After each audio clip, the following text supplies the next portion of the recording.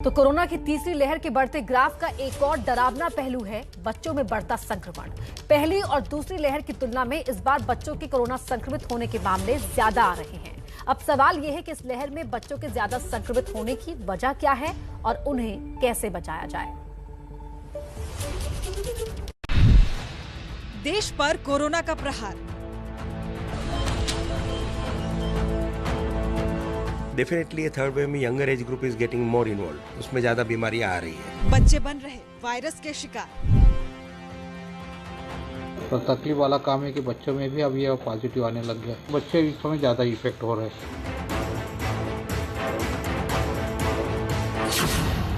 देश के अलग अलग हिस्सों से पिछले 15 दिनों में कुछ ऐसी रिपोर्ट आई है जो आपकी चिंता बढ़ा सकती है।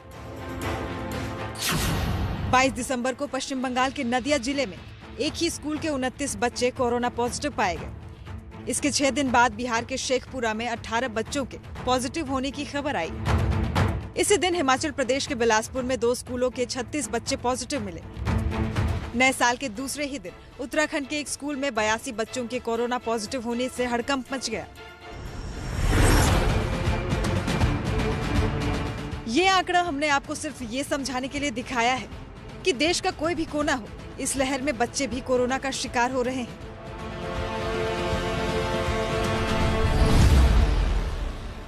मध्य प्रदेश के इंदौर में तो हालत ये है कि पिछले 2 महीने में 241 बच्चों को कोरोना अपनी गिरफ्त में ले चुका है। बच्चे इस समय ज्यादा इफेक्ट हो रहे हैं और ज्यादा का मतलब कि आ रहे हैं बच्चे भी पॉजिटिव। बोल नहीं सकते कि बच्चे बिल्कुल भी नहीं आ रहे हैं, एक बार बच्चे जरूर पॉजिटिव आ रहे हैं। बच्चों में तो एक बड़ा आंकड़ा तो है।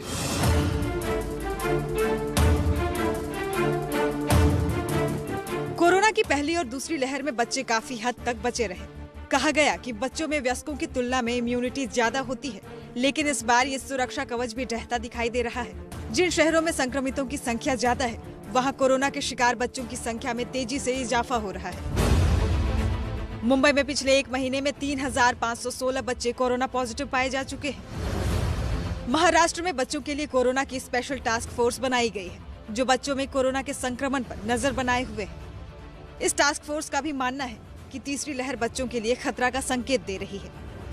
डेफिनेटली थर्ड वेव में younger age group is getting more involve, उसमें ज्यादा बीमारियां आ रही है। और परसेंटेज पॉपुलेशन का पूरा पकड़े तो पॉपुलेशन का भी इन्फेक्शन रेट बढ़ रहा है, उसी तरह से परसेंटेज बच्चों का भी इन्फेक्शन बढ़ रहा है। बच्चों में कोरोना के बढ़ते संक्रमण को देखते हुए अब डॉक्टर्स ये पता लगाने की कोशिश में हैं कि इसकी वजह के कारण क्या है। जानकारों का मानना है कि इसके पीछे एक नहीं बल्कि कई कारण हैं।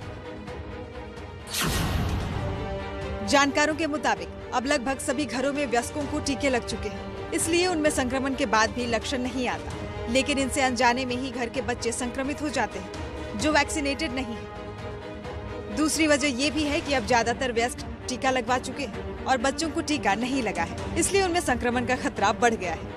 साथ ही ओमिक्रॉन के संक्रमण दर पिछले सभी वेरिएंट से ज्यादा होने के कारण भी बच्चे शिकार हो रहे हैं। इस बीच देश भर में स्कूल कॉलेजों का खुलना भी बच्चों में संक्रमण फैलने की एक बड़ी वजह मानी जा रही है। अगर हम देखें साउथ अफ्रीका की भी जो स्टडी शुरू हुई थी, जहां से वो शुरू हुआ था ग्वाटेंग से ये ओमिक्रॉन, तो उसमें देखा गया था कि यंगर एज ग्रुप ज्यादा इन्वॉल्व हुए थे। तो प्रॉब्लम ये वायरस की थोड़ी टेंडेंसी है। हालांकि राहत की बात यह है कि अब तक देश भर में जितने भी बच्चे संक्रमित हुए हैं, उनमें ज्यादातर माइल्ड सिम्टम्स ही नजर आए हैं। इक्का दुक्का मामलों में ही बच्चों को अस्पताल में भर्ती कराने की जरूरत पड़ी है। इसके बावजूद एक्सपर्ट लापरवाह न बरतने की चेतावनी दे रहे हैं। पैनिक होने की जरूरत नहीं है, लेकिन जरूर प्रिकॉशन लेना जरूरी। जैसा मास्क पहने बरोबर, नाक और मुंह और सब कवर करें, और सामने वाला ने भी मास्क पहना हो। जब भी 2 सामने वाले मास्क पहनते हैं तो बीमारी लगने के चांस 90% से ज़्यादा कम हो जाती है। तो कोई भी वेरिएंट आने दो, अगर प्रॉपर मास्किंग किया, सेफ डिस्टेंसिंग रखा, ओवर क्राउडेड जगह में नहीं गए और जहाँ जरूरी नहीं वहाँ न जाए, तो मेरे ख्याल से कोई प्रॉब्लम नहीं आना चाहिए। ओमिक्रॉन की संक्रमण दर इस खतरे को और बढ़ाती है, क्योंकि अगर बच्चों की संख्या में तेजी से इजाफा हुआ तो उनकी जरूरत के मुताबिक अस्पताल और दूसरी चीजों का इंतजाम बहुत बड़ी चुनौती हो सकती है।